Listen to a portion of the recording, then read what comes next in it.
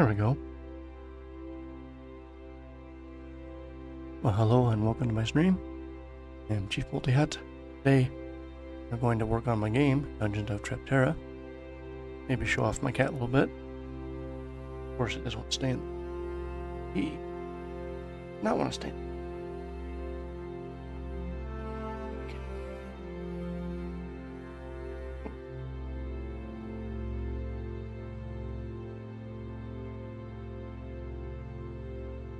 Hill area.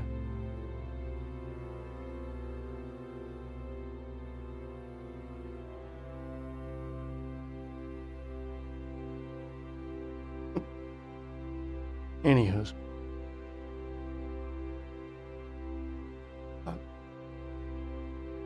Getting all comfy. So what are we doing today? I'm basically working on administration screens. Need a nice easy way for me to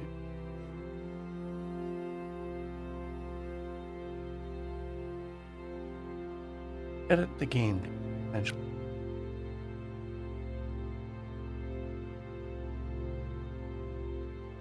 And with that, looks something like this is the main screen of basically it's going to allow me to configure and create all the monsters in the game and counters. Since this is a dungeon role-playing game, you go into the dungeon and hunt down and fight monsters. This is the heart of it. This will control what gets generated and how much, and what kind of weapons will they have. Also, how much experience they'll have, what kind of treasures they will have on them, and any other kind of, like, say, campaign flags turn on.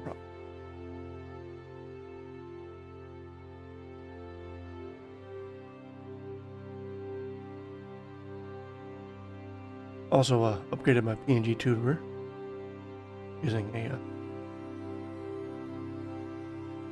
still capture myself. Find it hilarious. I hope you do too as well. Otherwise, I can go with the camera.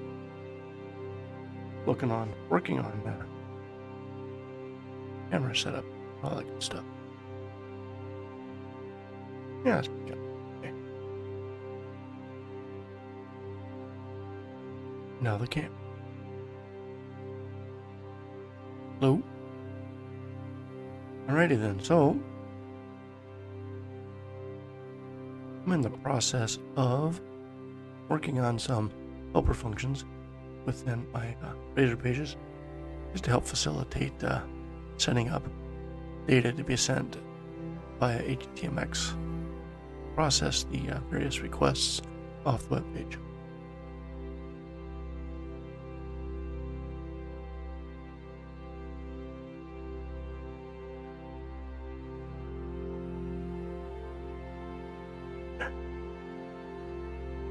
Hello, Mel. How you doing? Glad to have you today.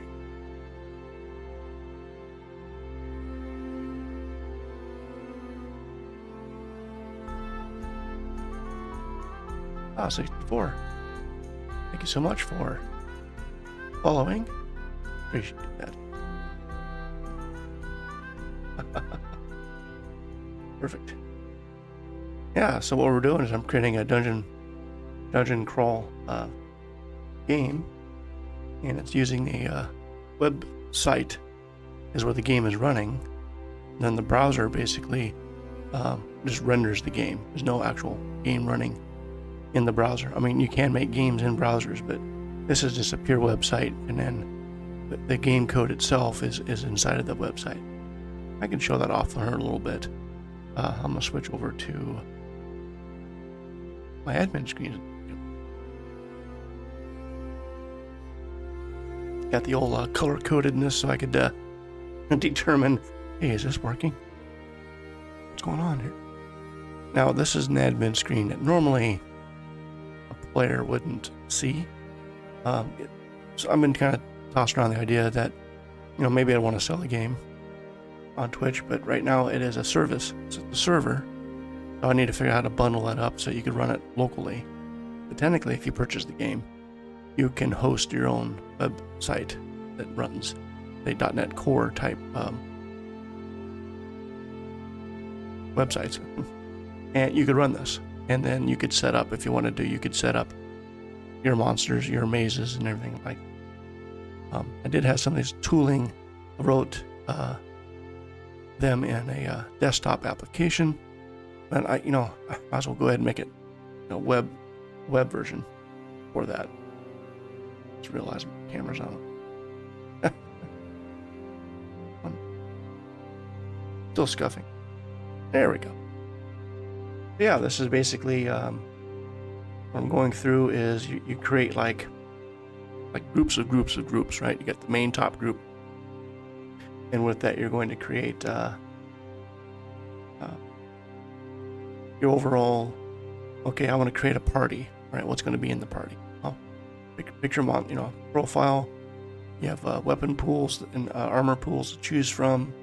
You give it a name, and what's the plural name? What's the thing? Yep. Oh yeah, a cat might. Right there.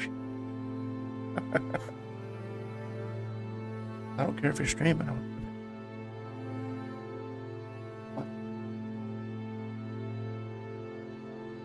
There you go. You can stay there. You can stay there. All right. I'll see if she stayed. So essentially, it just. Yep, that's right. Name's Zula. Yep. That's my oldest cat. She's about 6 years. That's Zula. And I have another cat named Xena. And then a third cat, Zelda. And then I can't remember any of their names, so yeah, this is the camp. My spiffy, unformal t-shirt.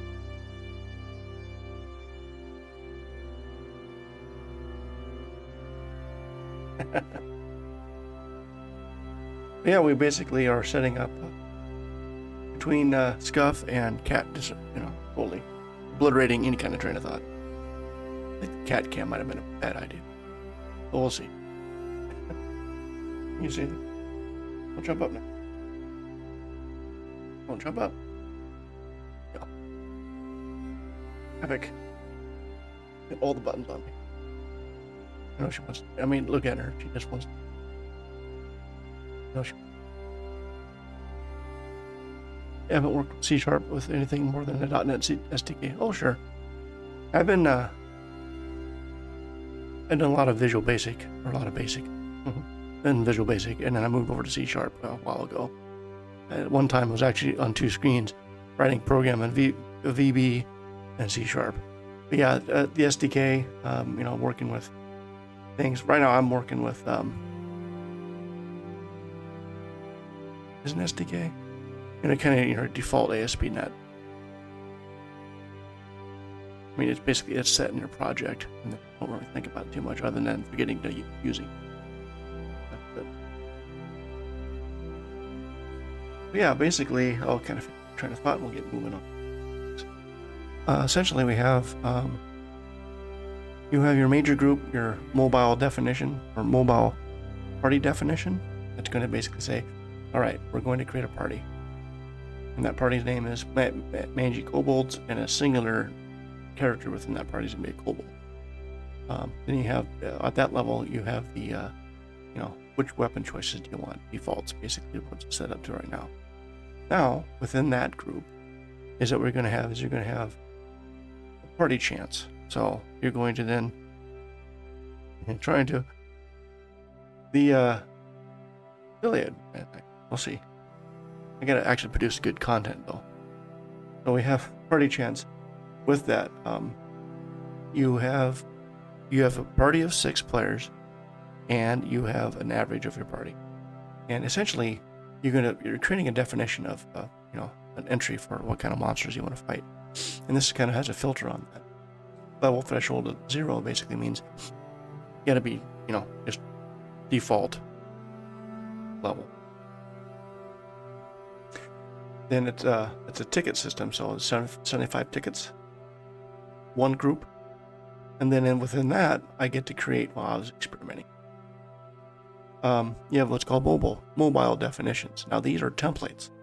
Basically says, I want between 1 and 2 of these mob fighters, type mob fighter, with a level between 1 and 1. So basically level 1, up to 2 level 1s, and up to 1 level 1 or 2. So you have a mix of your grunts, maybe a captain. And then further on down, you're going to basically differentiate. Like, do you want to change their stats, give more attack damage, give them some more armor? In this particular case, my captain here being potentially level 2, but only one of them, he's going to pick between a pike, stun club, and a poison spear, for example. And there's 5 tickets to 2 tickets. So out of the 7 total, you have 5 tickets in, 2 tickets in, and 1 ticket. That's 75% of the time. This is the configuration is going to come at you, between 2 to 3.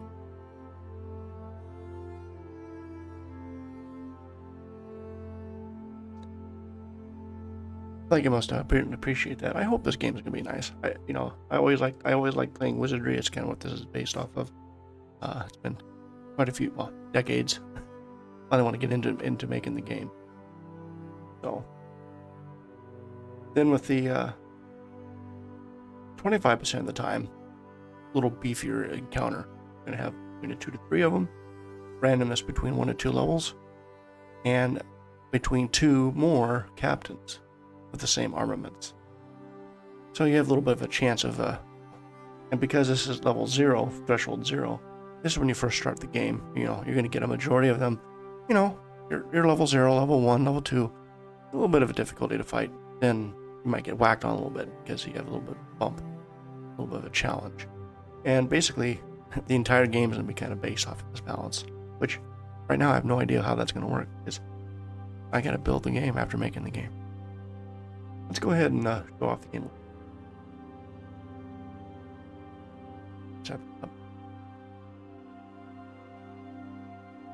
Oh, some sound. All right, we're gonna game. All right, here's a game. Basically setting up. It's awesome. This is 4. Oh yeah, that's a good way to learn. At your own pace, what I find with the time I'm learning any kind of language or any kind of programming, one is it's all about the tool and its fit in your hand. There's not one language out there or platform that's better than the other necessarily. It just depends on what you're going to do with it and how comfortable you are with it. I jokingly say Java sucks, but I mean Java, whatever it might be. So I get a little introduction of the game with that, and it's pure alpha stage right now. All right, play some music. So I can start this one. Jump. Pretend you don't see anything.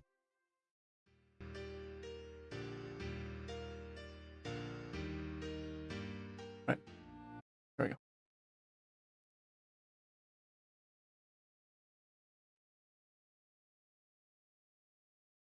So yes, we have a little introductory. I've been retooling the game to fit more of a mobile profile. Most of your, not your ancient mobiles, but most of your smartphones using the browser, you should go portrait style. And that's what I'm kind of fashioning this off of. Splash screen.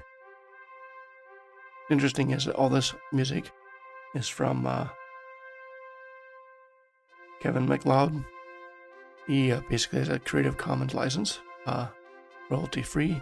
Just give credit on my Twitch page in the About section. I do give him credit there as well as in the game. Just free assets. If you're making a game, there's a lot of great music.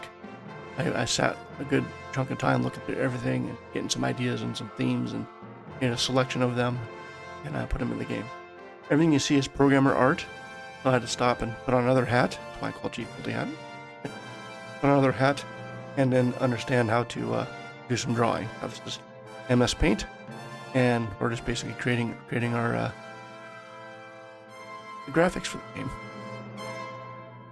Start. So yeah, it's your basic RPG.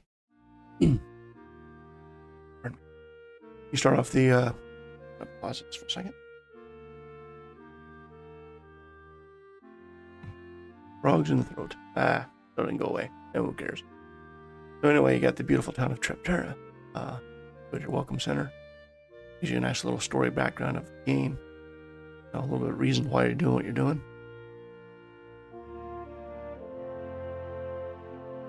You have basically your guild. So to play the game in a nutshell, you run a guild, and when you go to your guild, oh sweet, just so happened that one of my characters in my party has gained a level, and this is the gained level music. You have to go to the guild to gain the level. All right, Bella increased it by 1. We're now level 3. All right, back out. Turn to Main Street. Then we'll go back to the Guidance Center. Back to the Guild Hall. So in the Guild Hall, you have your active party. And with your active party, you can basically you can edit their names or remove them and bring them back into a guild roster. You can go into the adventure seeking fame. Now what happens is every 2.5 minutes, a cleric, thief, mage, or fighter will show up at the guild, and you can then train them by clicking the train button, and look at Dex. So yeah, you basically re-roll your character. The more you re-roll, the less luck they'll have, and you just were you satisfied with their capabilities, or you could say, I'll dismiss them. Like for example, I'm going to dismiss all of them. The way this works is, in real time, it takes a look at when's the last time you went to the guild.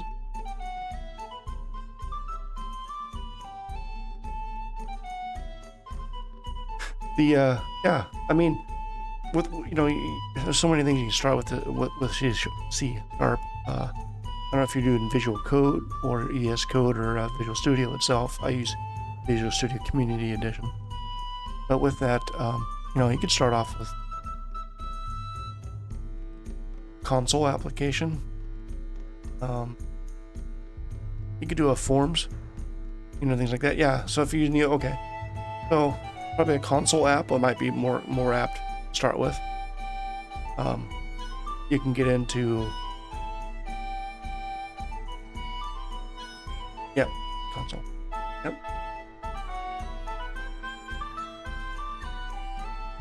I'm gonna go back into the guild hall.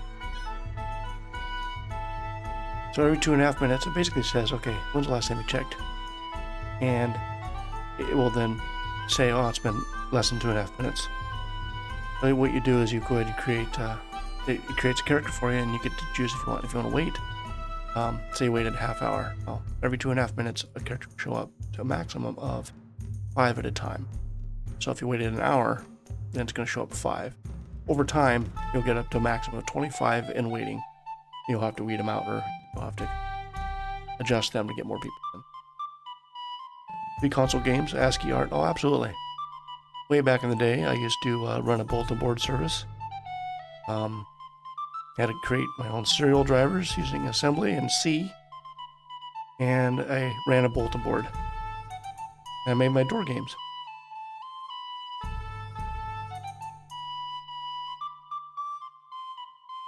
Almost excellent. Oh yeah, making your own engines can be tough. There's quite a few out there who do that. You want a functional engine or something to learn from.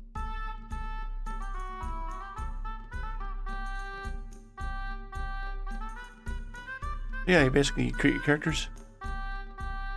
Here's a guild. Here's who's sitting in wait. You can create multiple parties, or I've created multiple parties I could choose from, and so forth. So basically, you get to create characters.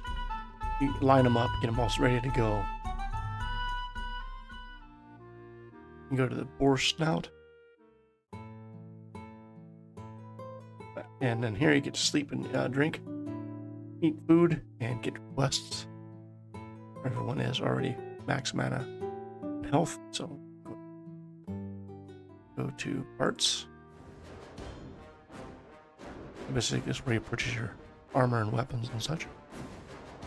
Pick a fighter, pick weapons. There's the things you can buy. Things that are equipped, things that are in your inventory, extra things you can buy.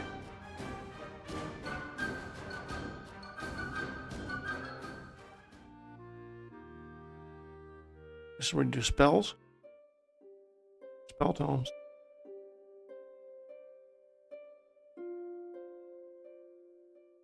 And go to the gnarled rut. This is where you can get your potions and things. Or just that way. And then the celestial, your characters will die in the game, so you can try to bring them back or recruit more and fill out your roster.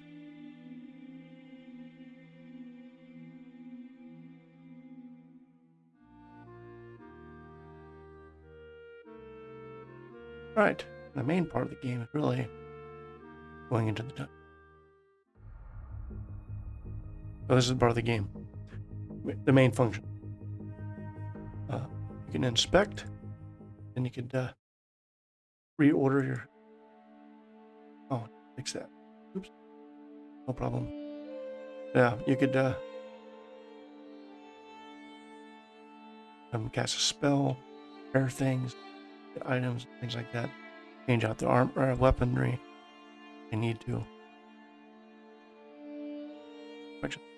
And then on the maze, if you just move forward like this, you just move forward. Well, this is only between rounds. Every time you move, I had a existing spell still on my characters and it just ran out. Essentially, I move through. Someone's detecting something bad about to happen. Go in. And now you have an encounter.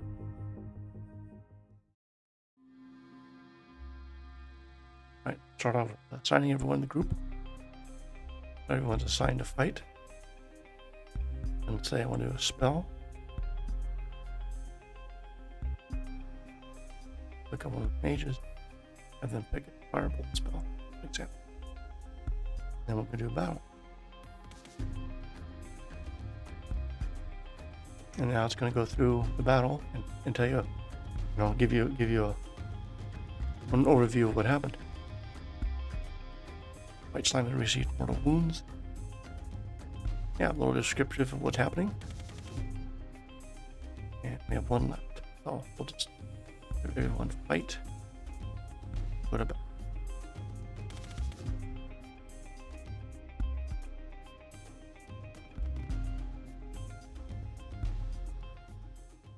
Gold and experience.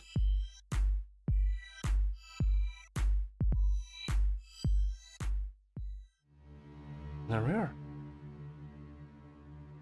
Cheat, town recall. There we go, back to town. Right, so that's the basically the game, the main game loop with that. Other parts of the game system here is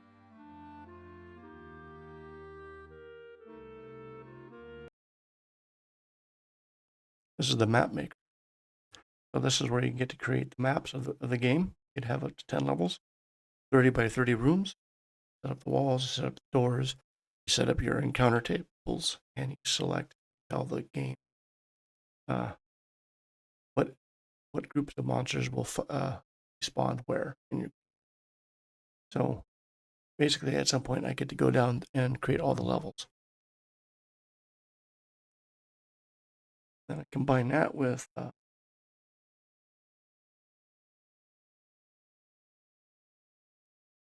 this is the weapons editor. It's a tiny screen. Let's see.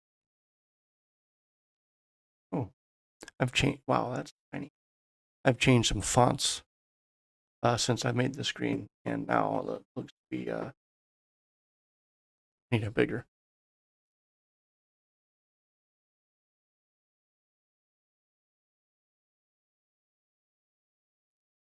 with that,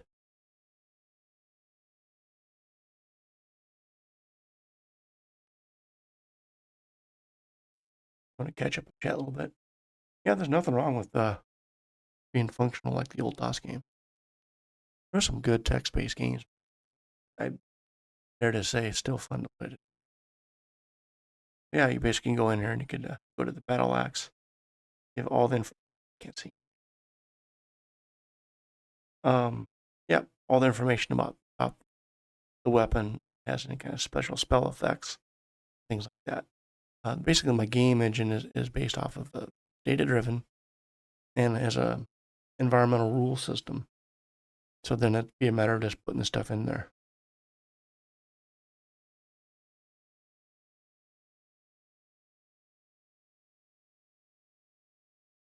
What's nice about working on learning learning a new language is just simply coming up with a project that you'll be interested in doing. Then you figure out you have need to figure out things so you can get things that you want done. Way back when I was doing a lot of quick basic and visual basic type programming, I was also learning C at the same time. And then I was making the door games, so I put heavily into C. But I was using C in assembly so I can create serial drivers and such for DOS. So that way I could have the C's a lovely. I had pointers of pointers to pointers. It was a good time. Yeah, and I basically created the drivers and stuff for that. And then it took me about a year, but I created what's called a door game library. This is everything I needed to control the local screen as well as the ANSI terminal. And it would match up what you saw, the person running the BBS. On my monitor, I could see what the player sees. And back in the BBS days, primarily, it was a 1-for-1. So somebody would connect, and I would give them 45 minutes to play a day. So, you get a time slice on my computer.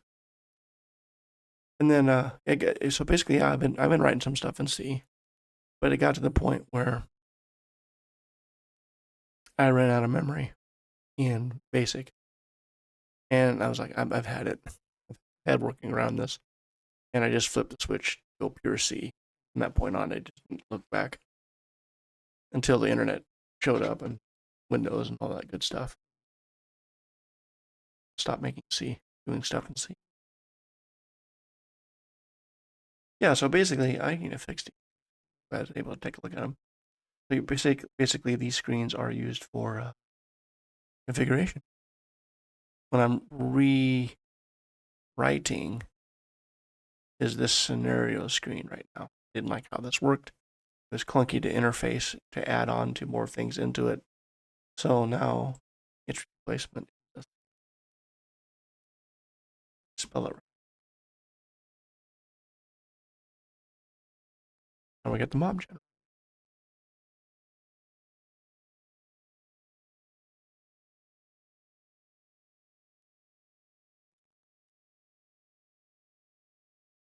Switch over. Oh. So right now I'm in the Razor pages. Yeah. Beat cam.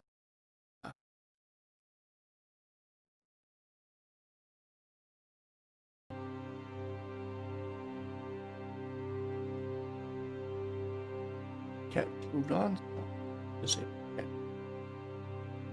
save some resources. Right. All right.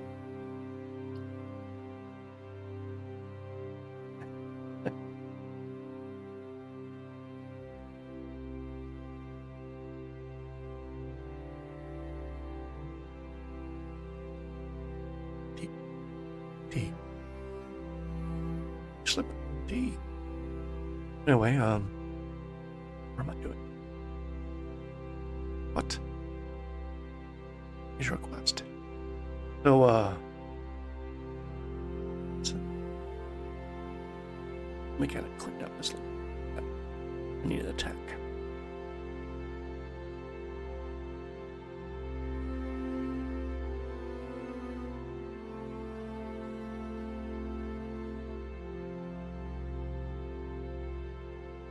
Attack.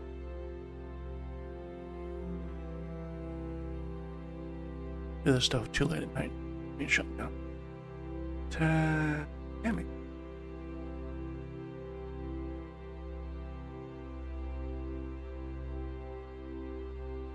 So when you're working with websites and you have input, you set an ID element that we have unique.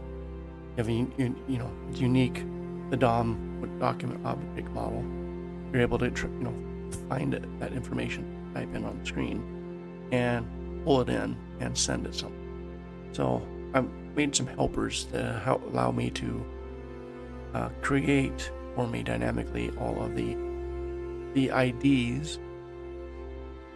And because when you're rendering a Razor page, you're creating that state right then and there, and you're going to emit all the HTML, the appropriate attributes and such, and then the JavaScript is going to be connected to that. And so, because I'm rendering that state, it's going to be sent to the browser, and everything within that page it'll be all self-referencing. So even though I'm coming up with an ID new every time, once I pass this bundle of information to the browser, it is self-referencing and it keeps everything straight. And I didn't want to have to do this all in the HTML side of things or the JavaScript side of things. So I'm taking what I know about C# and classes, records, and I'm creating some cheat code that allows me to set up essentially kind of a state engine. Then I make use of that when I go to render the page. I'll show you how that works a little bit.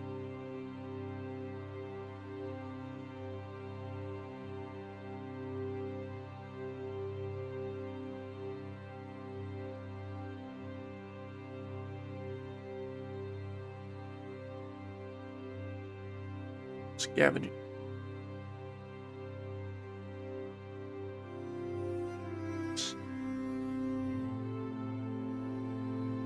Hey.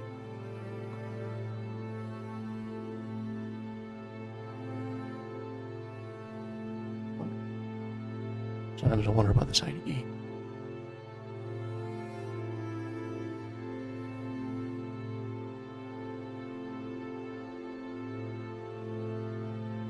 You used to be able to essentially use something like Notepad to code. And after the years of using an IDE, there's no way I can do that. A lot of people like to use Vim and Emacs, and NeoVim, and all that keyboard magic. I used to. But I've gotten too used to doing this way, and I'm getting old enough now that I just can't go back. Finite brain resources left, so I gotta make do what I gotta do.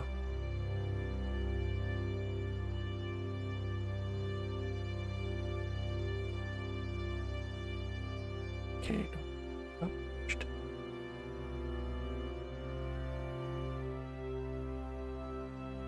What's interesting about HTMX, which is a JavaScript library, lightweight, it is to its design is to do something called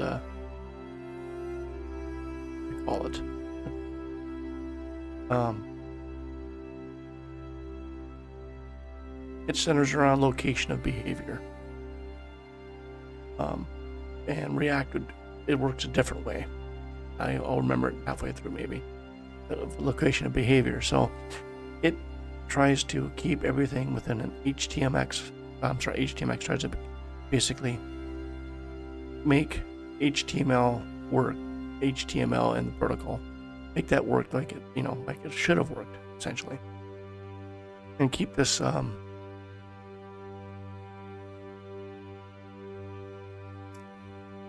you respond with sending things back to the server, And then the server is going to send a response that is HTML based on the location of behavior and replaces only what you need to replace. At that, if I click on this button, I make an edit. If it needs to draw anything back, it will say, okay, I through HTMX say, here is a unique ID for div. And then I give instructions. It's basically saying, server, since you're maintaining the state and you're much better at maintaining state, let's say, than having a copy in the client and then negotiating with the server continuously, just let state stay on the server, and then the server then will generate a response based off of that state, and only for that partial.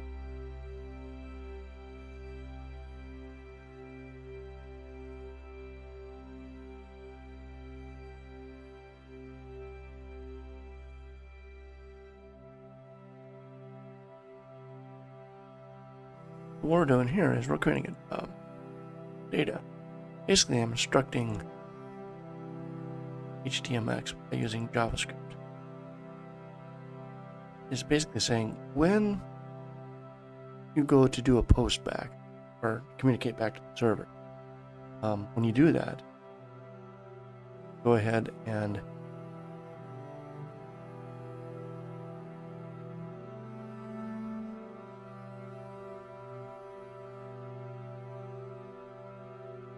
perform its JavaScript lookups and pull out the information you need at the time of communicating back to it.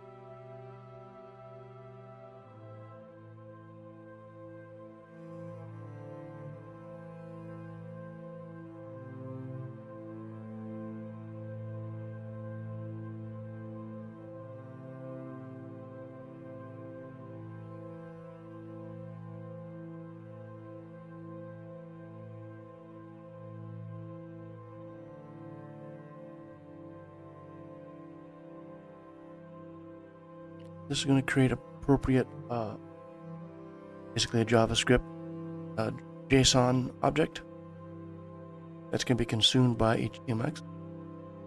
And the information I need is to say, well, here are the list of IDs that you need to put into the HTML record class.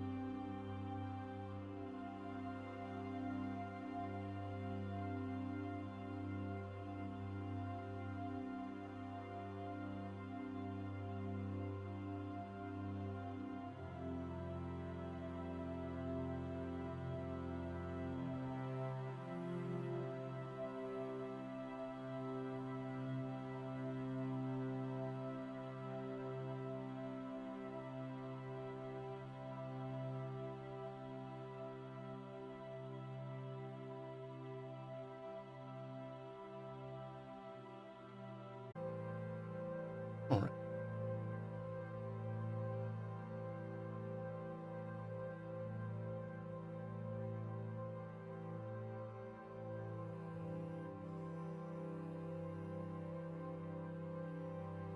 Mob definition. Mob definition. Now I gotta go find out where that save.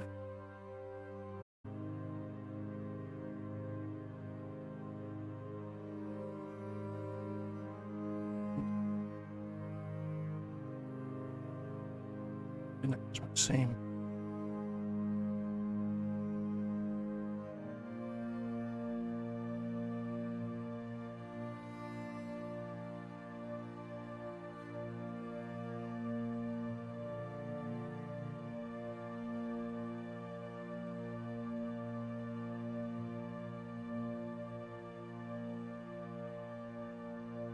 And I stay consistent with my naming.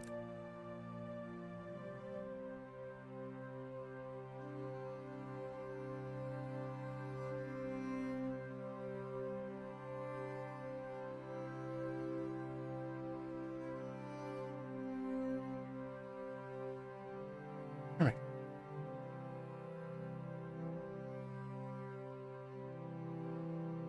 Object. I'm going to pass in the object.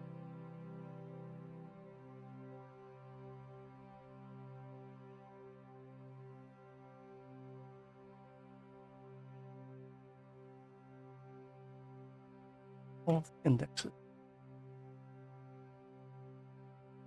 The only reason I pass in object because I can then retrieve the object when I go set up all this data. Oh, stop.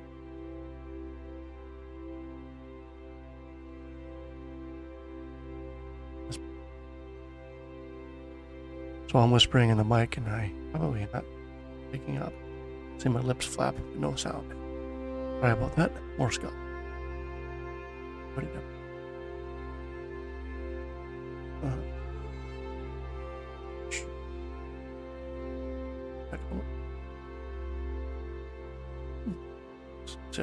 So you can see all my stubbing in. I have all my inputs. But what I don't have is the IDs. And let's go back to the collar. This division here is going to be the hook HTML.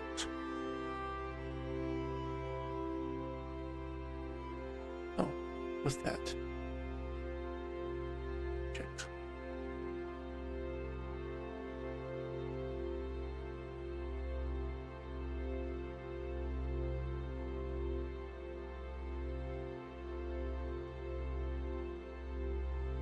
Name of the page, the handle, paycheck, mobile,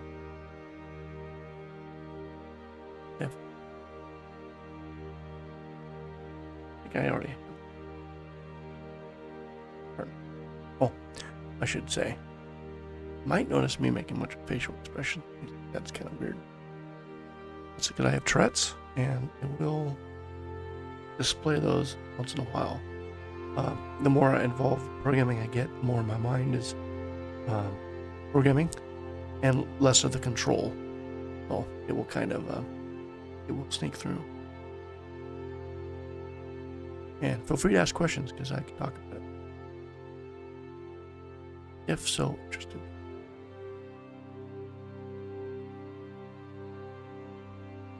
Okay, so what we're gonna do, I'm getting my bearings. I need to go to down here when we're handling post-back functions. Oh, I just simply called it MD. Wait, call it mobile. F. There we go. Now, what's interesting is that vowels.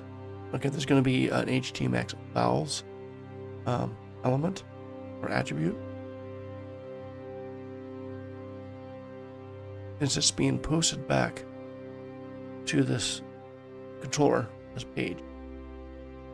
.NET automatically will map that JSON object into these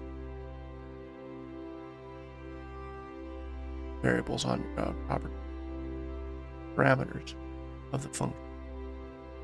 So it'll unwind that object for you.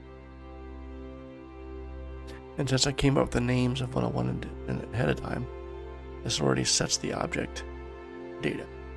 So that's already built. I just got to get the right name, which is going to start with HX mobile definition. Now back into the CS HTML. There's an HTML file embedded within it. C#. What I call it, the C# HTML file, aka Razor page.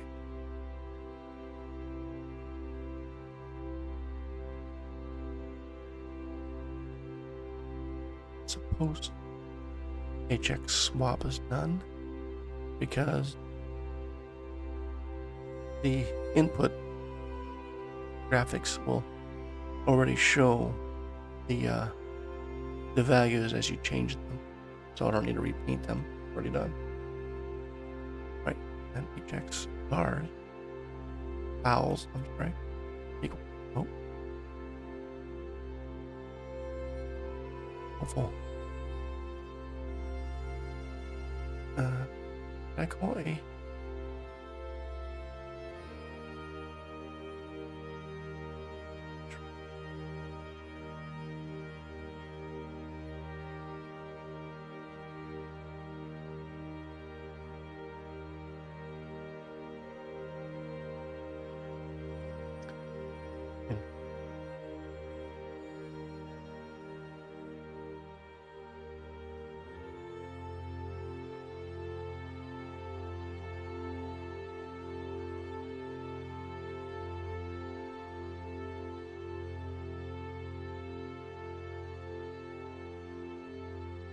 The way just so happens that this particular way I'm creating Razor page, I've kind of broken up the functionality.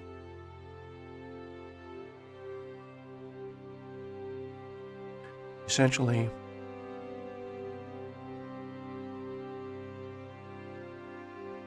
I had this all this one big long. So it goes from score stats, armor choices, weapon choices. And then you also got the section up here. Score stats handle themselves, and what I'm working on is going to handle this information.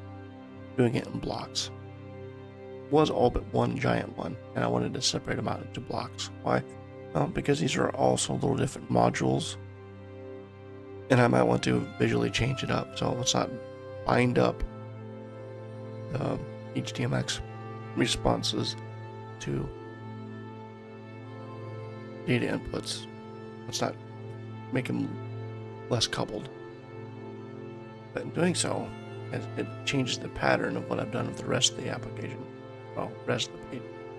So, that in mind, render mobile definitions, I'm going to pass in not mobile definition, but instead this guy. That is a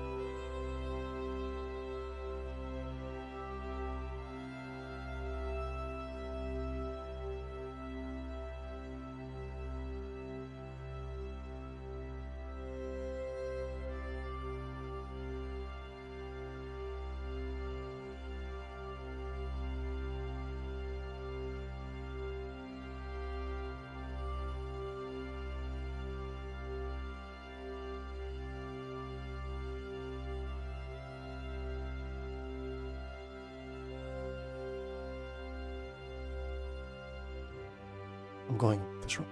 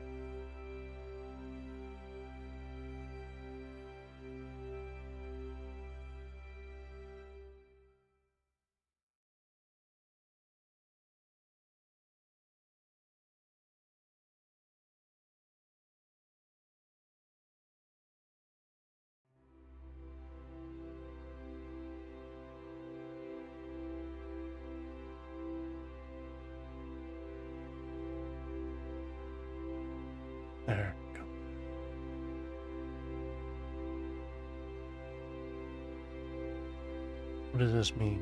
So if I go back over here. Hey, awesome. I'm coding on one screen and not even showing what I'm doing.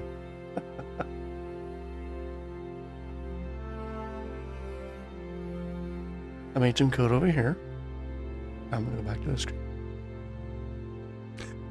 Anyway, as you create mobile definitions, like I'm gonna do, yeah, hops over to the right, click, hops over to the right.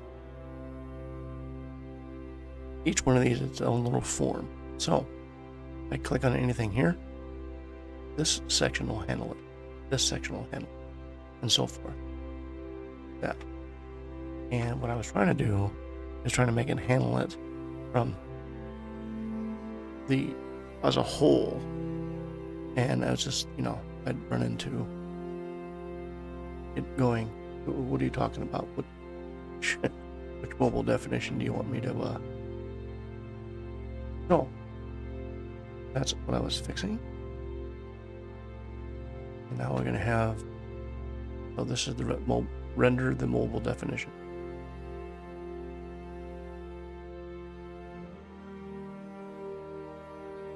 This is the division that encapsulates everything or what we want to edit. Now, attribute, HTMX is set to val. Swap, all we need is trigger. Probably don't need trigger, it really is the default. But,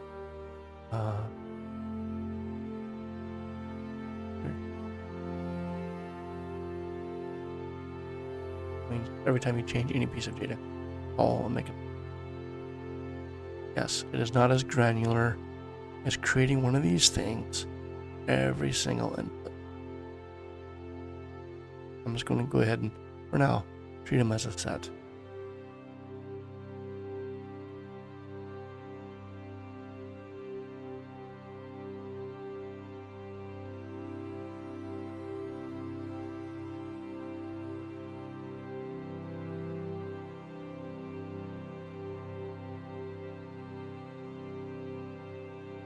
So this subfunction is going to create a select statement.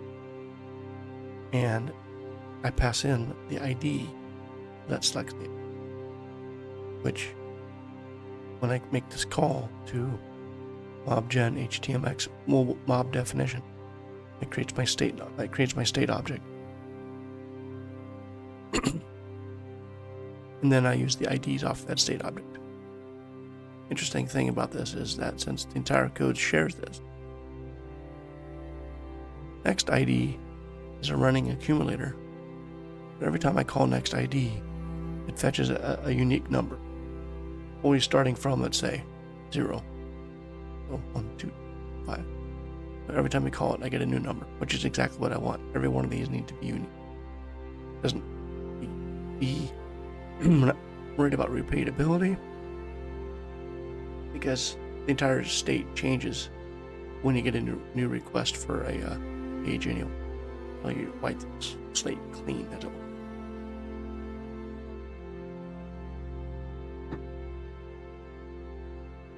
Okay. Oh, cool.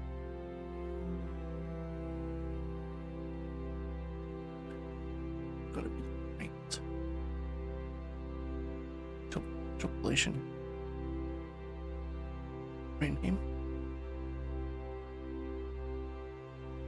equals. Ampersand @, meaning, hey, I want to go out. It's a razor page thing. It says escape. Now talking to Harp, not talking to Depot anymore. This is the min level max level, so level min.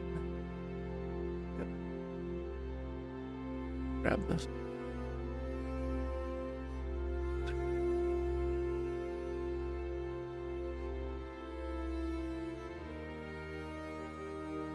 Level max.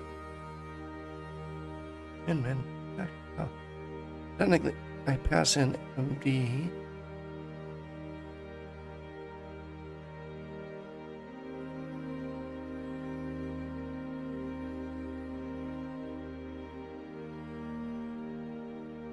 I don't need to say a.md. Same. Right. There you go. Data. since it's the same object that I sent into the state maker, state setter, I can freely use MD again. Technically I could remove that from this definition, but if I keep it there, who knows, I might need to pass this object to something else, and now I have a reference back to the data that created the state. I think I'll maintain it.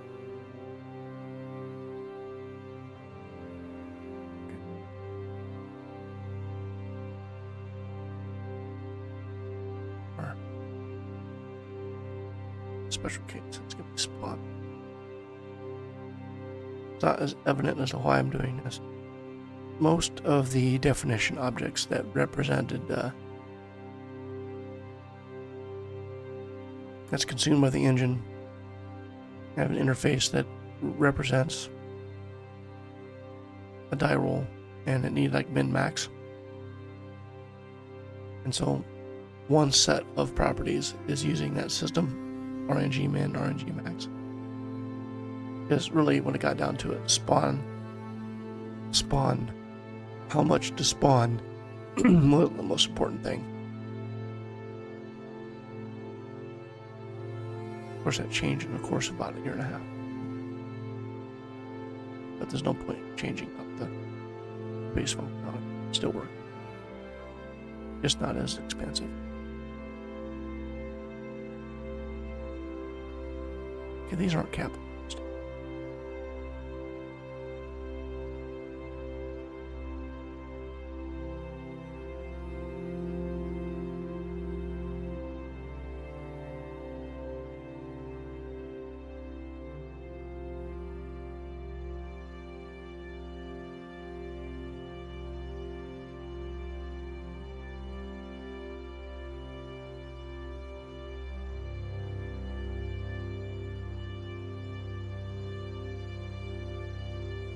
And refresh.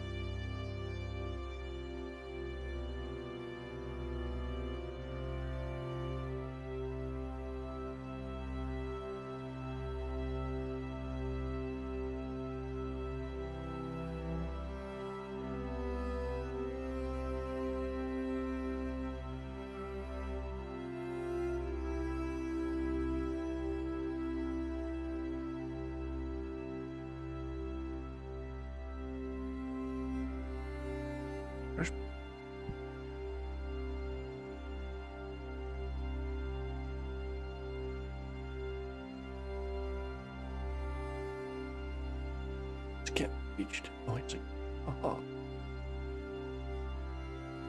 Right.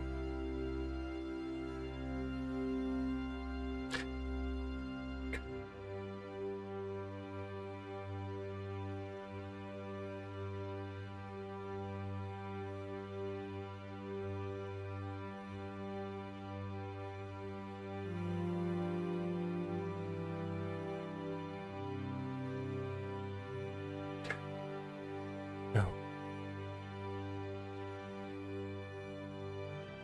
Caught. And really, well, I'll take a look at it.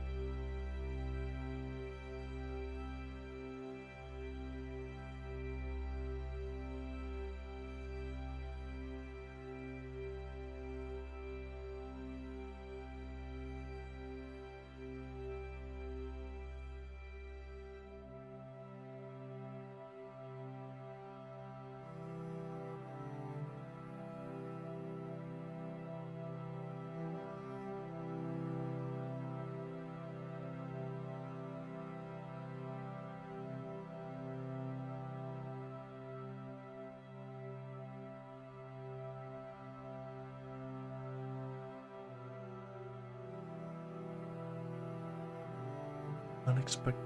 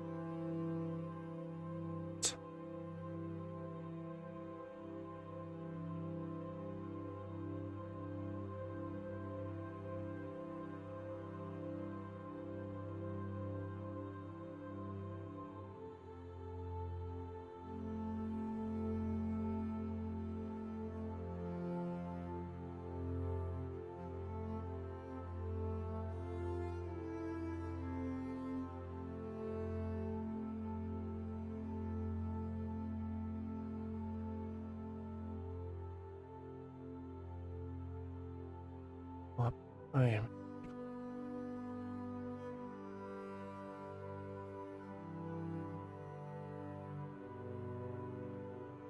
Oh.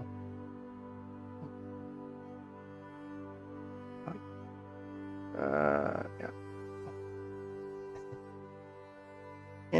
Yeah, yeah. Not done. The object. There we go.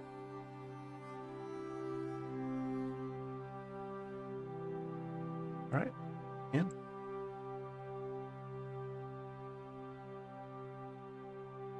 Basically, like I'm cut and pasting.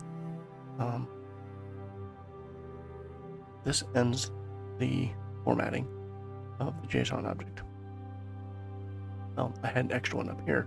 We prematurely ended it and basically made this JavaScript malaligned. Mess. Yes. And so, failure. Right. Fresh.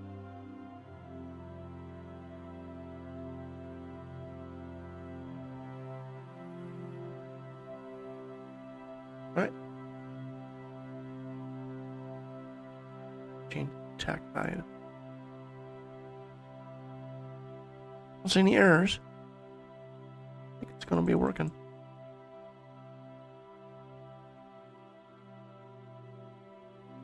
Switch to mystical kobolds. Switch back to. There we go. Take a look at this.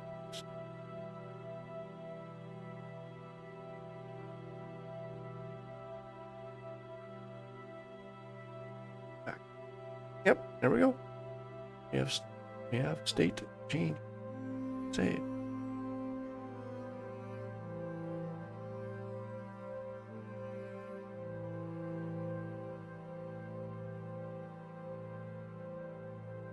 Since the game works off of classes, it has a rule system basically that says if a character is of this class, then you'll roll this number of dice for hit point.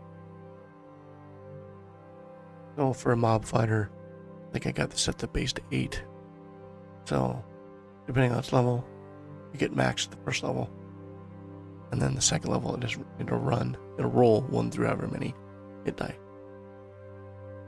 Or if you say min max here, it doesn't matter the level, you can give us more hit points. So I can make a low level character with a lot of hit points. So it'll be annoyance, essentially. Resource drainer. Not trying to kill you, trying to drain your resource.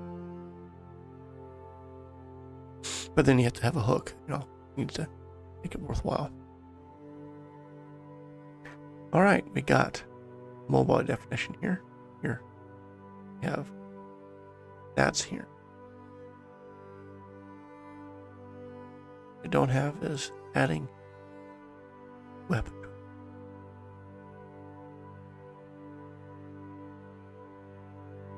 Oh, exploded on me.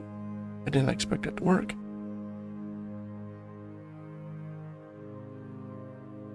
Explosion.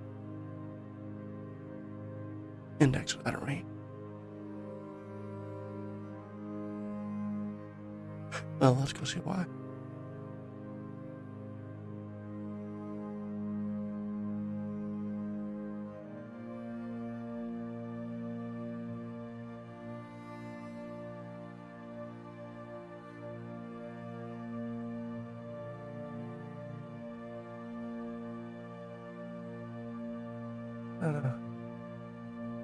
One. Correct.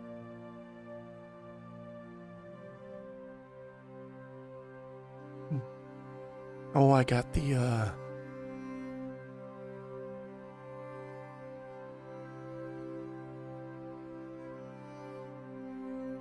I have the party chance in the mobile definition index reversed. So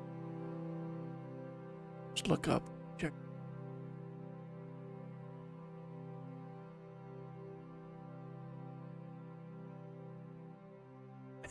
No, didn't that.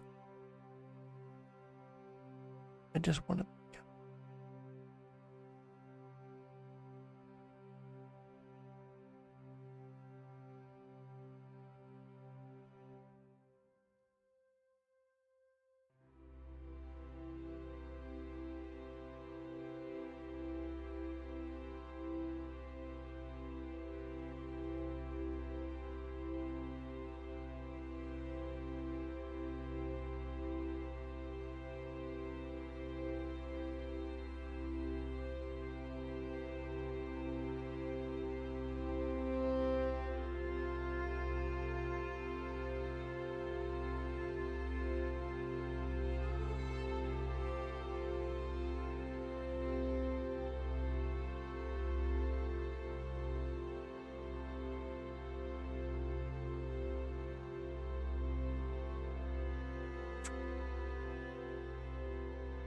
Okay, so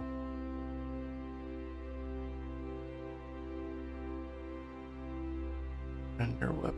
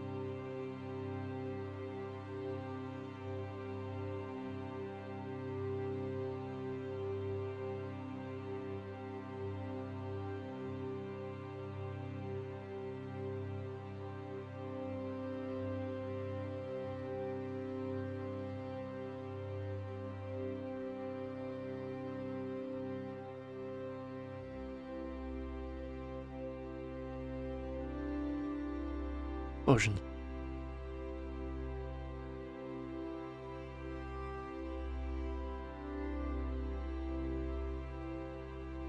Cat has sound. Oh, what? I said the cat. Say Zula. Zula.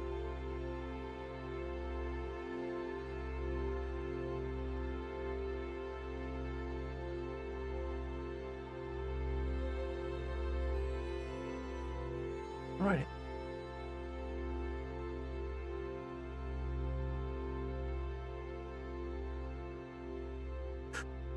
I don't.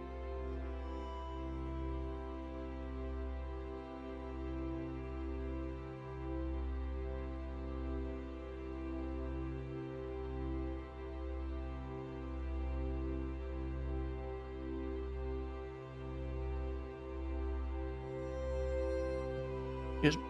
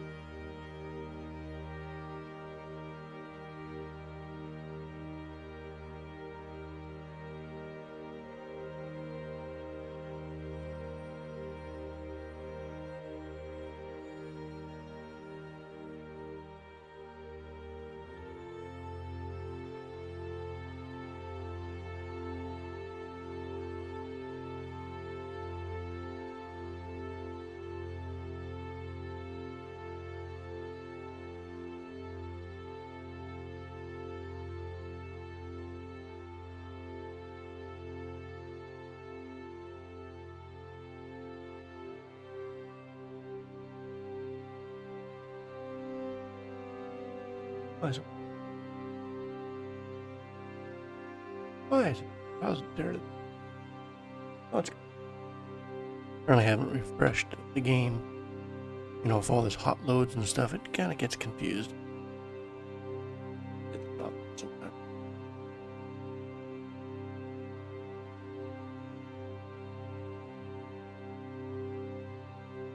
Let's give one that. Oh, I know. Work.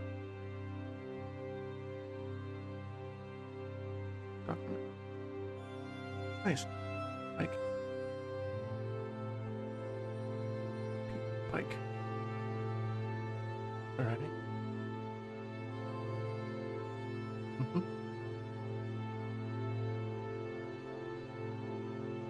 I guess it did. It says.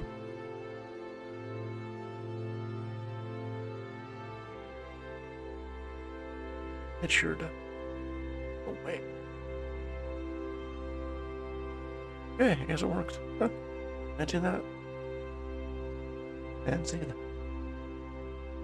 I like it when it works.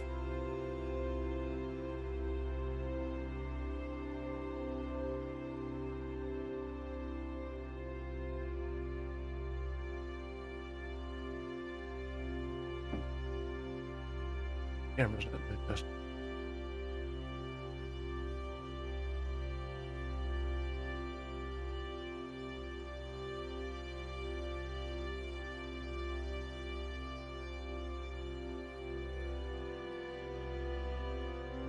I'll have to set up. Yeah, I can't. No.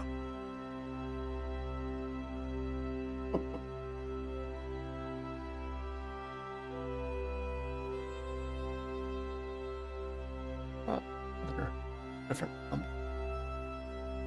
Let's go with. Let's go with something that Twitch go. Hey, we think you're using content from someone else. I'm like, no, I'm not. In fact, I got the Creative Commons license for it. It's somebody else on YouTube is also using this stuff, and they're both using it under. Good time.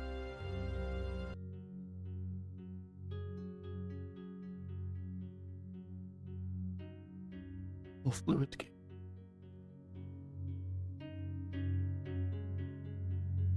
All right. Sometimes.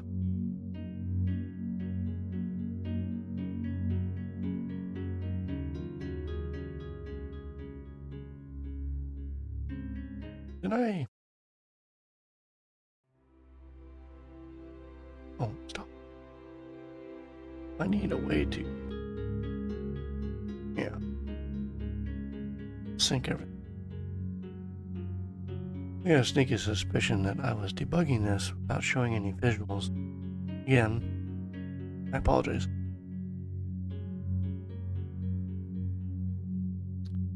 Nope. Scuff. Gotta enjoy this. Oh, there we go. There we go. Oh. Alright.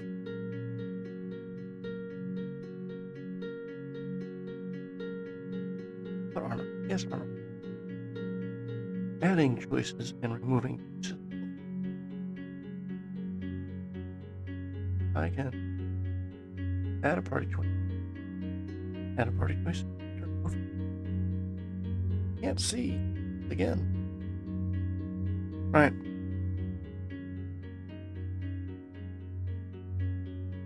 Add a party. Remove.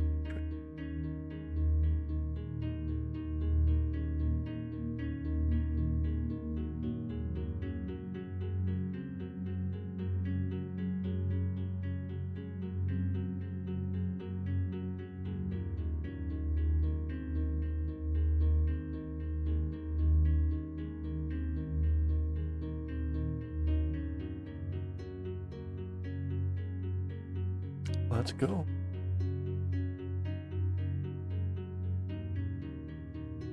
Add.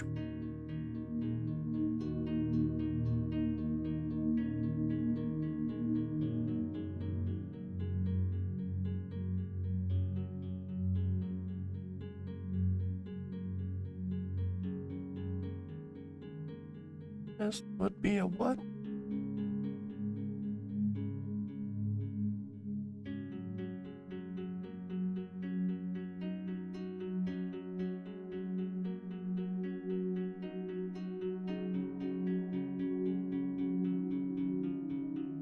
Really depends on where this is.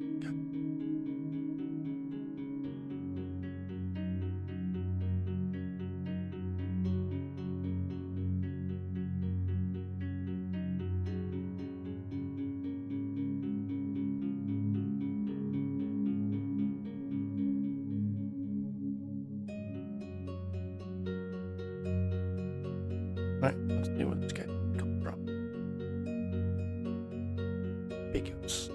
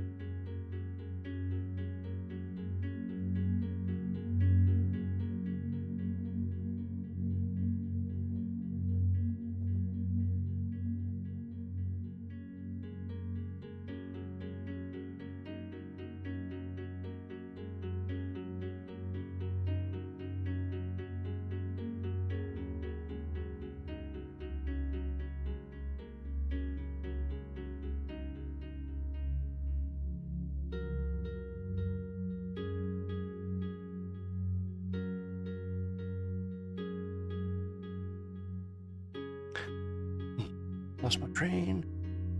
Derailed. Fell into a canyon.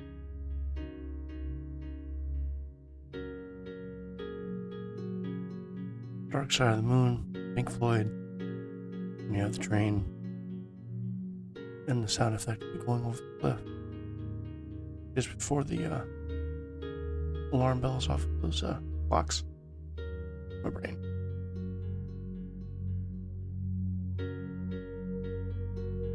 Yep.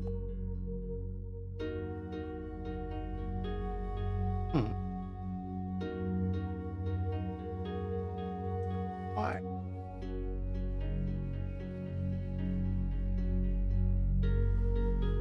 Does it think? Go through my repertoire of facial expressions.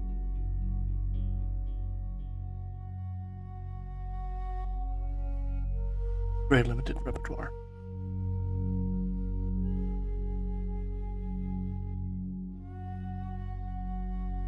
Alright, trying to get back on track. Let's look at the game. Okay, we'll look at the game.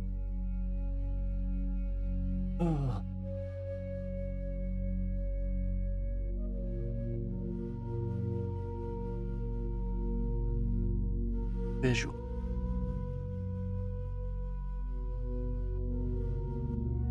We're trying to do it. We're made code to get to handle two different areas of the UI of the page. The weapon choice is an armor choice up here is the same as the weapon choice and armor choice down here. It just what are in the hierarchy is that at?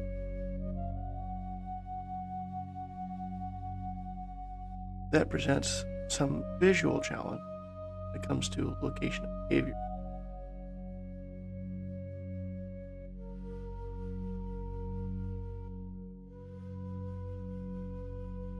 Essentially, this weapon choice section keep growing for every choice configuration. Same thing for the armor. Armor, as you can tell, has two of them already. But the weapon choice is one. If I hit add choice, I need to re-render a section of the page. cheat and just re-render the entire page. Then visually is unappealing, lose track of where you're at. It's like that. So I need to render within the weapon choice section.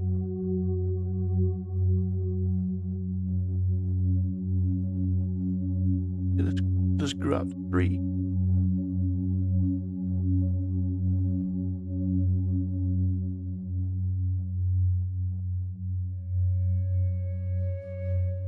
I have 2 flex states here.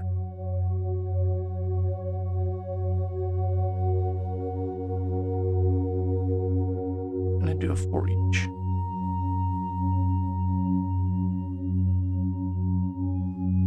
I need to convert the innards of this into a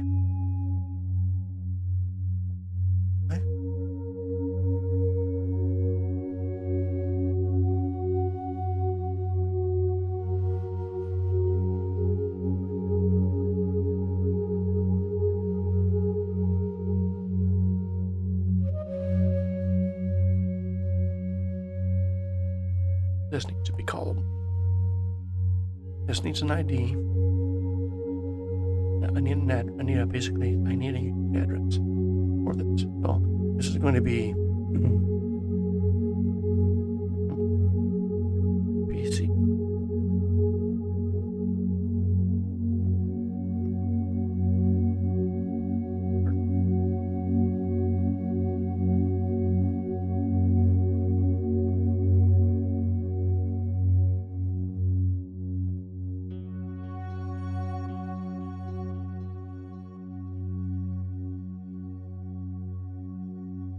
Again.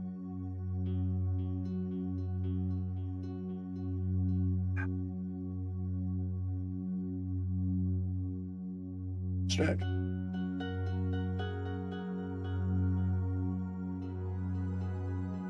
Quad gen.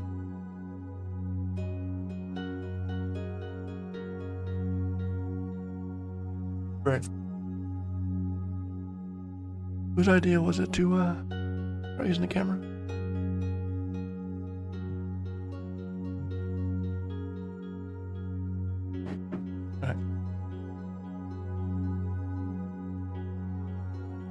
Good times. Okay, so where do I put that?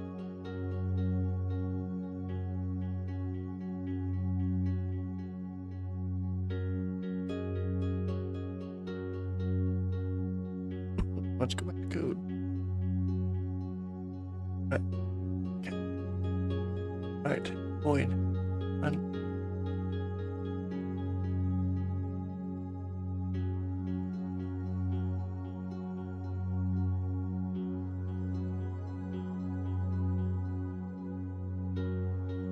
$1 long. Now just put some default indexes. Probably need them anyway.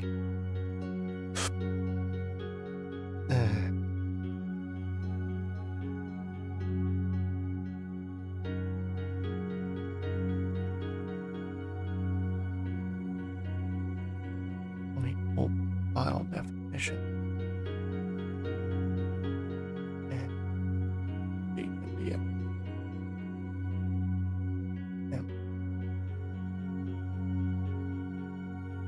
Probably the same.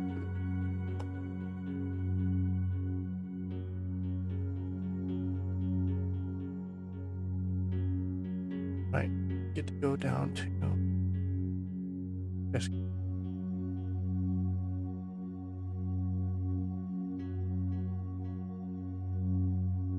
This.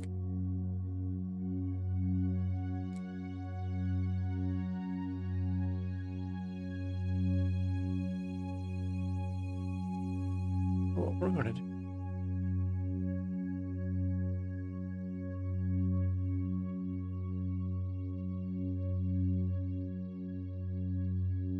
All the stub.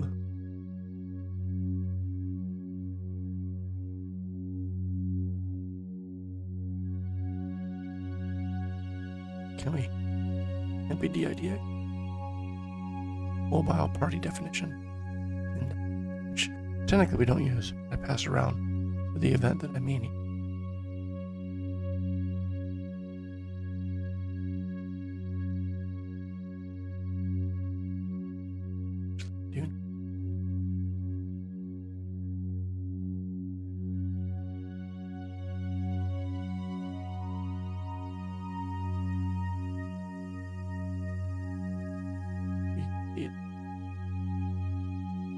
party champ. Hey.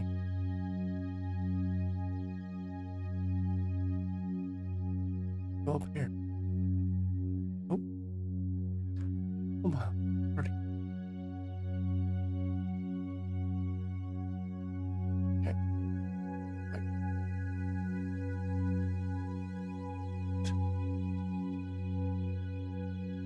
your problem? Guess. Parameter. Don't. Right. This is the encapsulator. Yeah. That sounds. Right. Now this. Yep. This puppy. Why do we do this? Oh.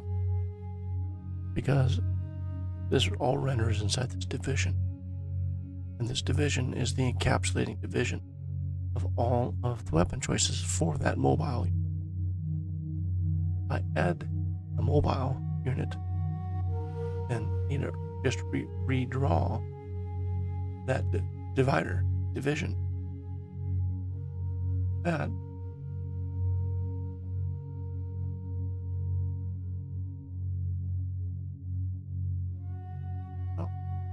this guy is the indexing, so I'm going to say ID equals WC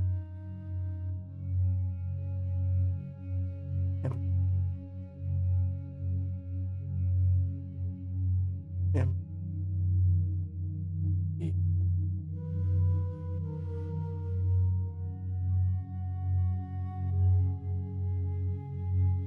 Yep.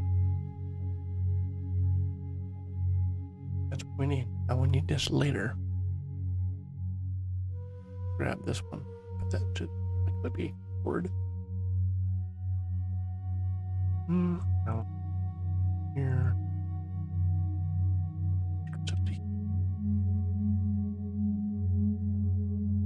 That choice. Now it makes sense. Eject. Post.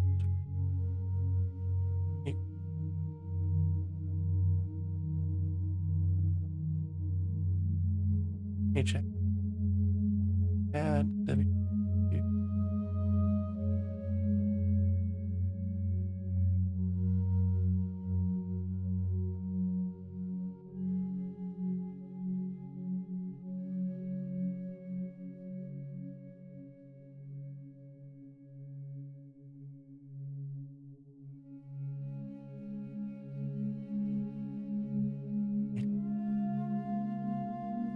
Target.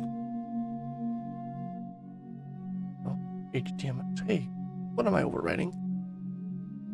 This guy.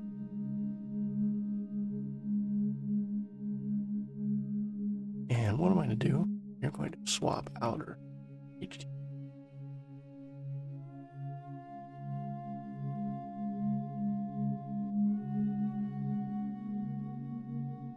In the way. Oh.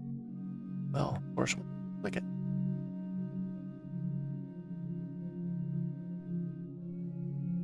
Clicky, clicky.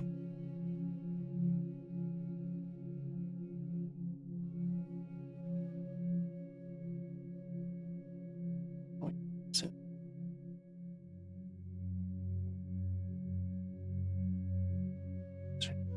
Yes, of course. We're going to construct the bars here. Vowels. Equal.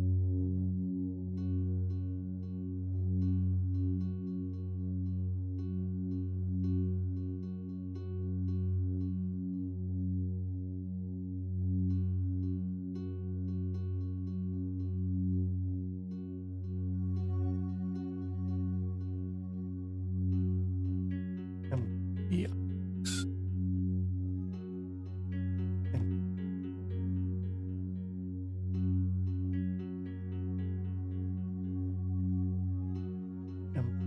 MD.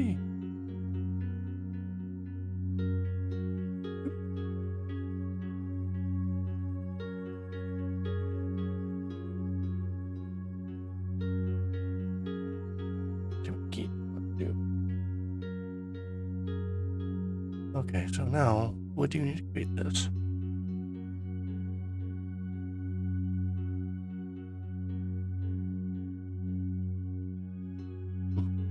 Wait, nope.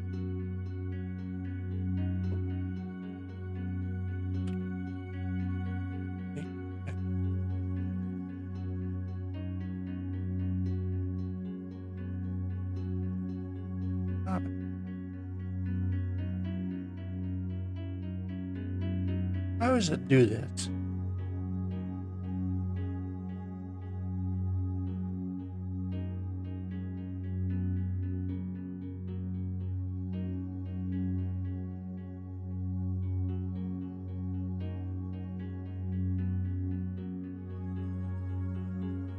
Sneakily suspect AI screwing up my ID.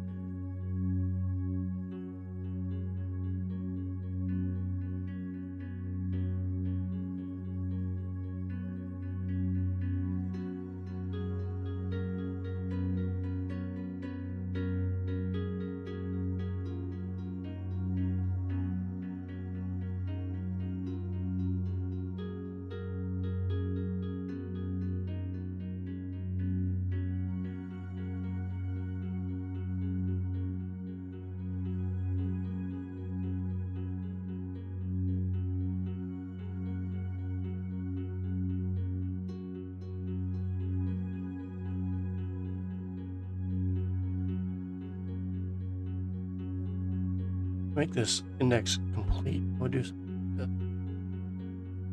G dot scenario generator mobile.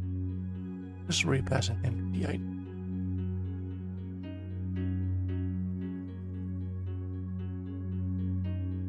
And then that's it.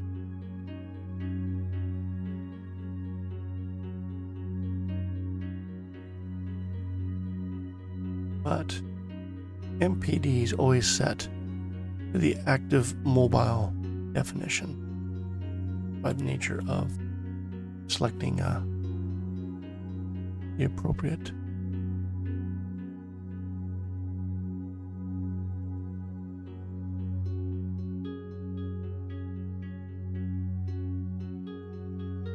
mobile definition. Turn wheel. I was saying PC, I got a special thing called HX. Not far. State machine reset. What set? MPD.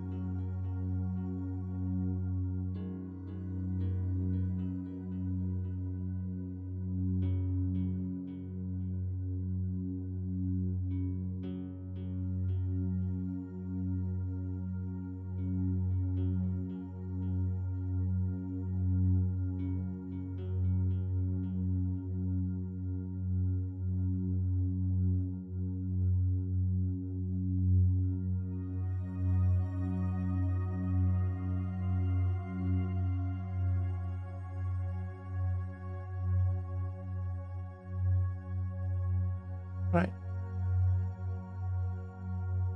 Now, go back to the page. Remember.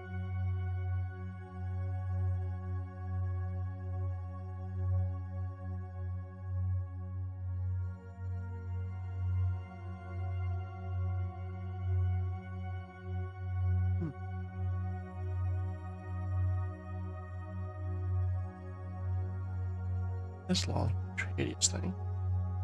All right, let's go to find Vigil. There it is. If it is HTMX, we don't want to have a layout. We're sending back a snippet.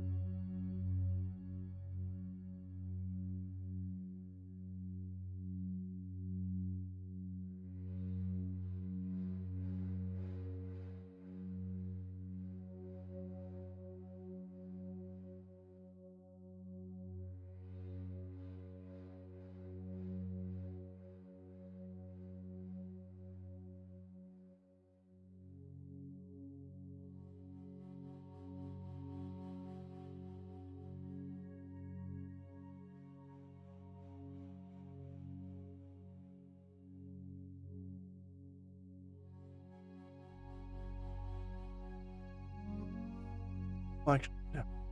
Razor break here. Already are under.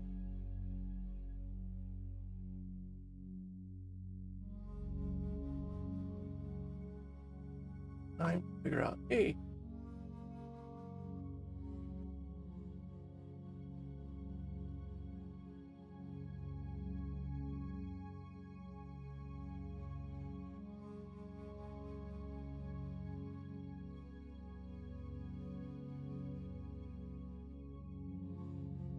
Right. Rebuilding website. That. Resetting and rebuilding the website.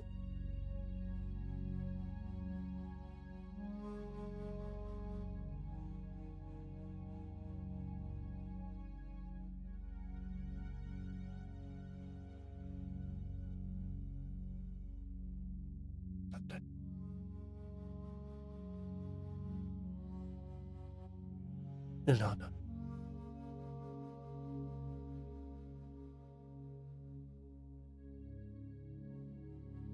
Alrighty then. Moment of failure. Let's add weapon.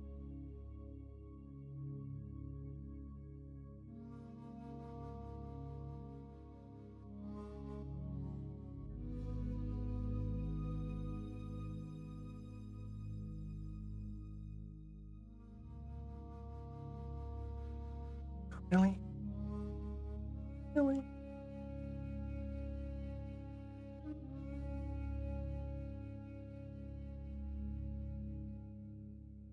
Do. Oh, it did come in. Oh. I made a request to add a weapon choice. And I went through all the motions as if I did that, except I didn't do it. All that work and I didn't do anything. Right. Just flush out that. Okay. Well, we do need to do that.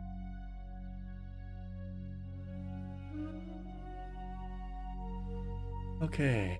Bar.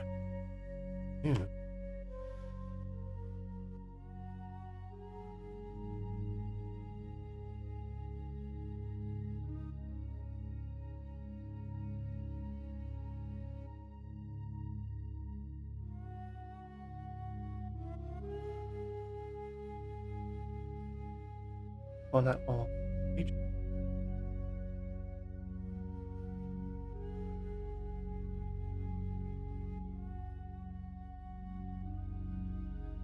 Oh wow. Oh wow.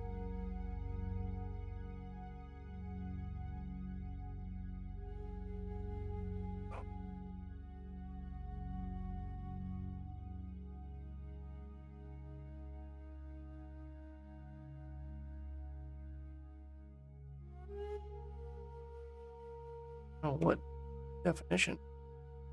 Add it to. No. VMDI.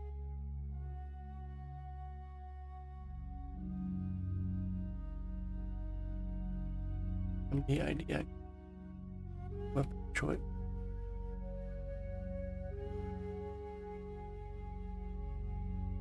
Add.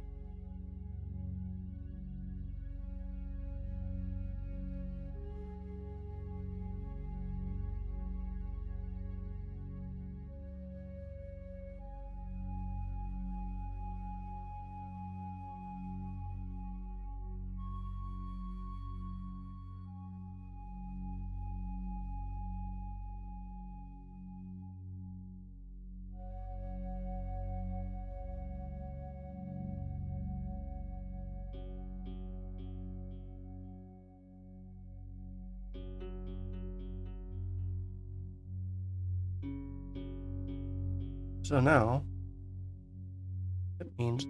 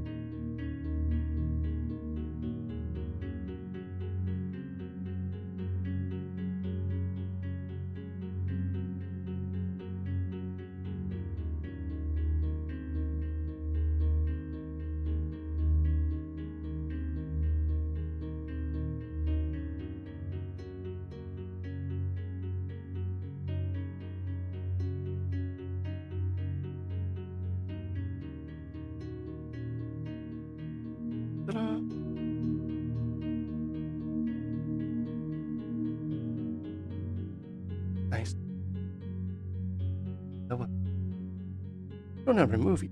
We do have weapon.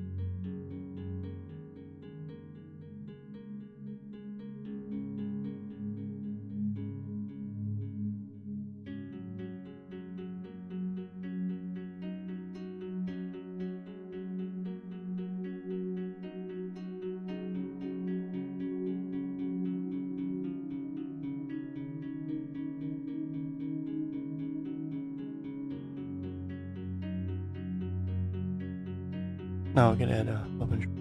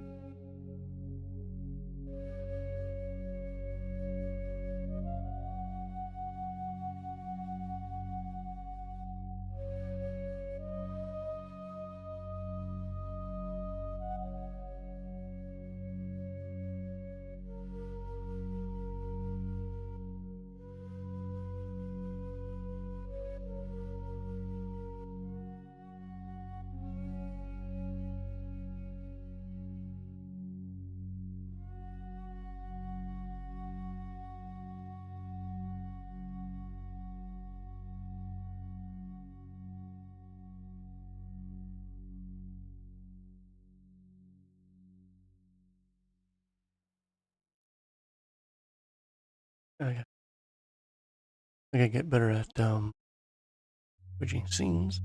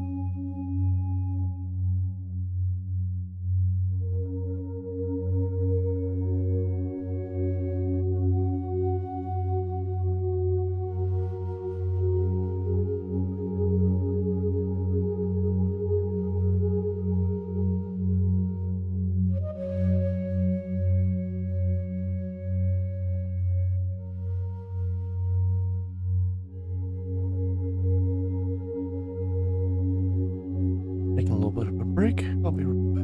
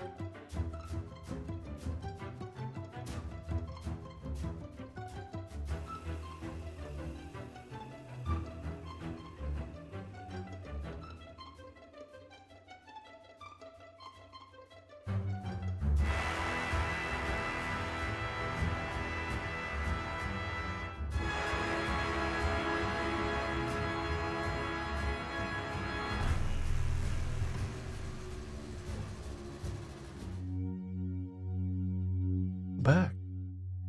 My cat's been.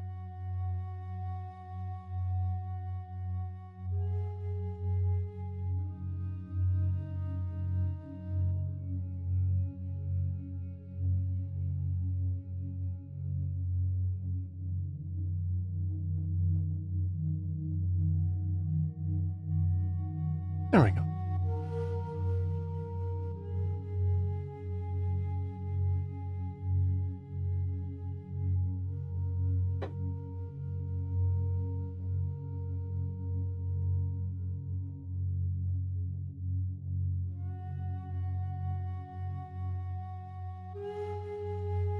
Cat stretch camp.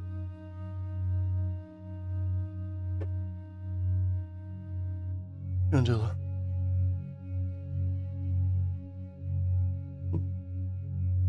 Alrighty then.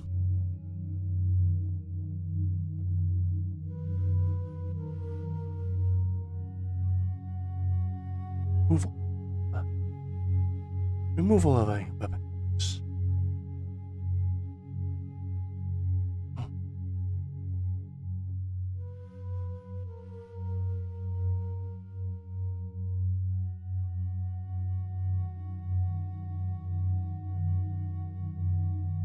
Actually, no.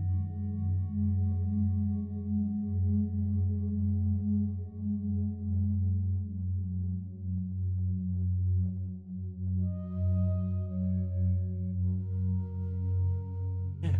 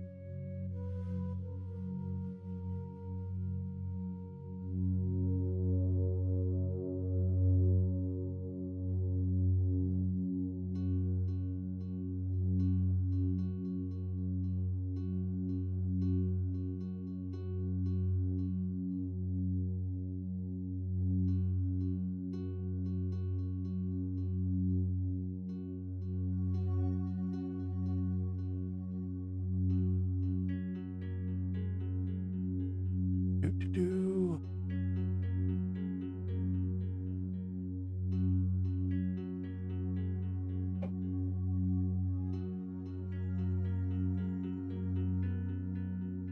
Technically, I do have a YouTube channel that I put VODs on, and I have a Discord. I'm in the process of getting all the rules set up right on the Discord before I head onto links. And YouTube is a long-standing account that I've had that I've been pushing VODs to. Now I wonder if I should create a new one. But I'll work that out. I'll just get that going. So basically I got some social links coming.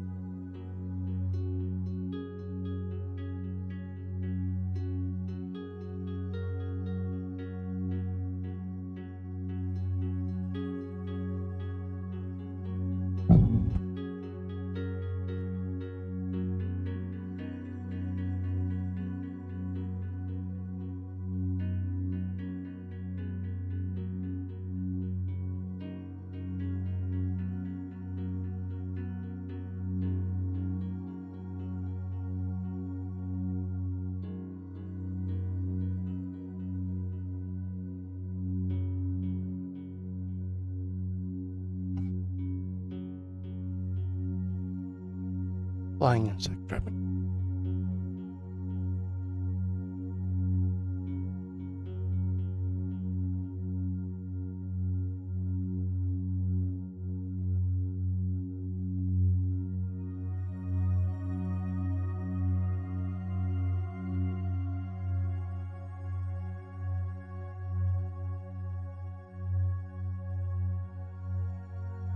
Just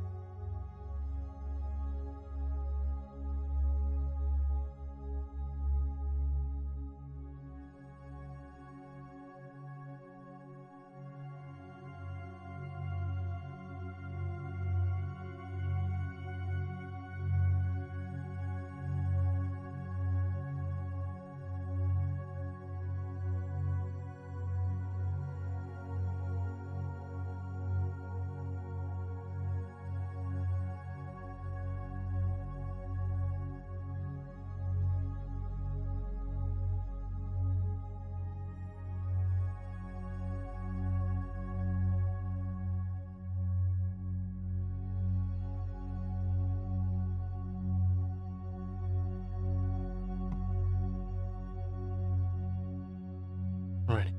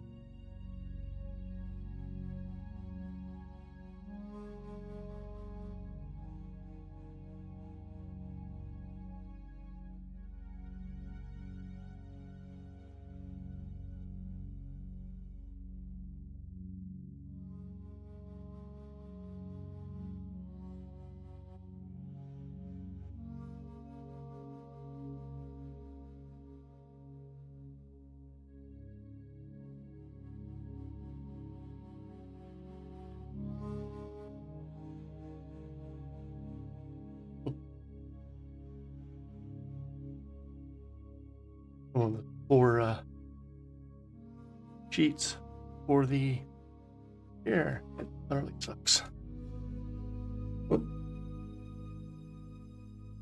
Right.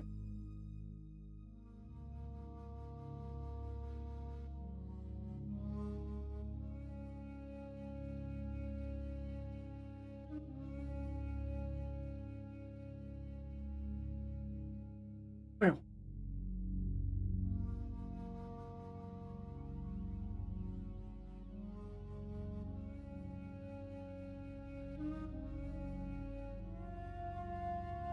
What?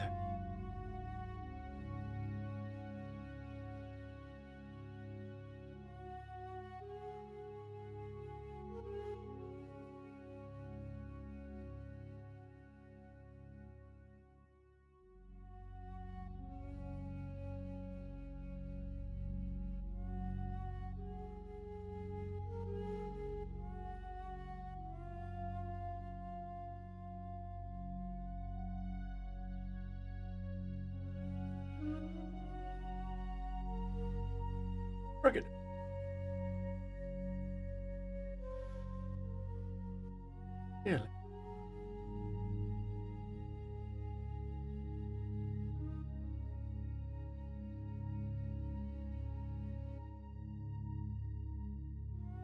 Tar-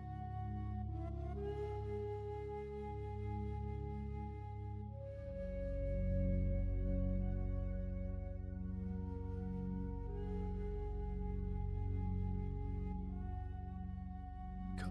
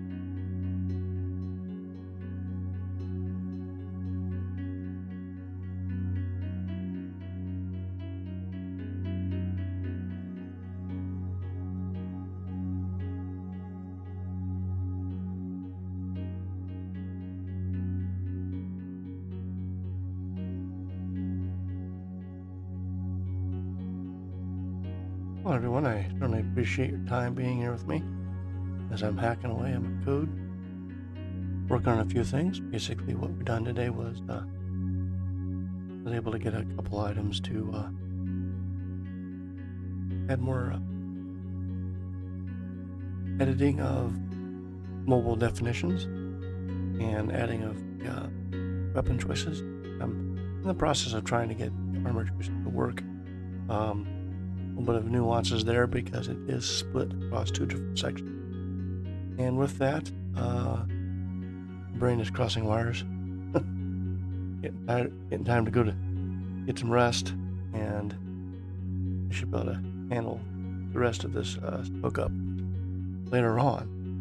But I think I want to be calling close to the stream today.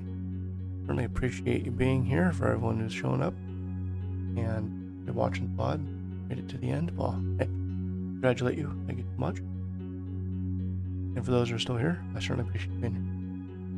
All right, well, at some point in time I will raid out, not this evening, or early morning. All right, folks, I certainly appreciate it. You all have a great afternoon, evening, or morning, wherever you may be. And maybe you have a good one. Thanks so much. And until next time.